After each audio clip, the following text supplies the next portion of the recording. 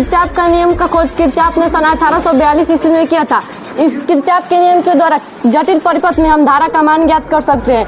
उन्होंने दो नियम दिया था। पहला नियम संधि का नियम था, जिसे में हम आवेश संरक्षण का नियम भी कहते हैं। दूसरा नियम पार्स का नियम था। उसके बीजगणितीय योग के 0 होता है। किरचॉफ के प्रथम नियम से, और इसका फॉर्मूला आता है सिग्मा आई इक्वल टू 0। परिपथ में के पास जाने वाली धाराएं I1 और I2 पॉजिटिव होती हैं और उनसे दूर जाने वाली धाराएं I3, I4, I5 नेगेटिव होती हैं। यहाँ पर किरचॉफ का दूसरा नियम किसी वैद्युत परिपथ में धारा तथा संगत प्रतिरोध के बीजगणितीय योग के विद्युत वाहक बल के बराबर होता है। किरचॉफ का समीकरण सिग्मा आई इक्वल टू 0 होता है और इसमें एक परिपथ होता है जिसमें 5 धाराएं, 2 पॉजिटिव होते हैं और 3 नेगेटिव होते हैं, जिसमें पहला नियम संधि का नियम तथा दूसरा नियम है पास का नियम।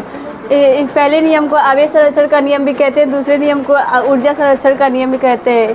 किरचॉफ का दूसरा नियम sigma I equal to sigma E, इसमें 2 वैद्युत वाहक बल होता है E1 और E2, जिसमें प्रतिरोध होता है R1, R2 और R3, जिसमें इसका सूत्र होता है सिग्मा आई इक्वल टू 0। चित्र के माध्यम से हम देख सकते हैं कि इसमें 2 धाराएं जा रही हैं जो प्लस की ओर जाती हैं और 3 धाराएं जो आती हैं वो माइनस। दूसरा नियम या पास का नियम ऊर्जा संरक्षण का कहते हैं, जिसे लूप वोल्टता का नियम भी कहते हैं। तो होता है सिग्मा आई इक्वल टू 0। 2 नियम दिया। पहला नियम या संधि का नियम, इसे आवेश संरक्षण का नियम कहते हैं। दूसरा नियम या पार्श्व का नियम, इसे ऊर्जा संरक्षण का नियम कहते हैं। नियम इसका सूत्र होता है E बराबर I और किरचॉफ के दूसरे नियम में 2 वैद्युत वाहक बल होते हैं E1 और E2 और 3 प्रतिरोध होता है R1, R2 और R3 और 2 धाराएं होती है। R बराबर सिग्मा E होता है।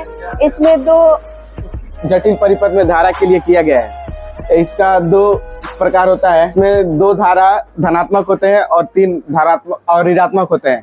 पहला नियम संधि का नियम, जिसे आवेश संरक्षण का नियम भी कहा गया।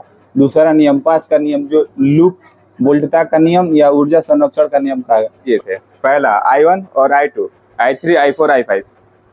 2 धारा धनात्मक होती है I1 और I2 और 3 धारा ऋणात्मक होती है I3, I4, I5।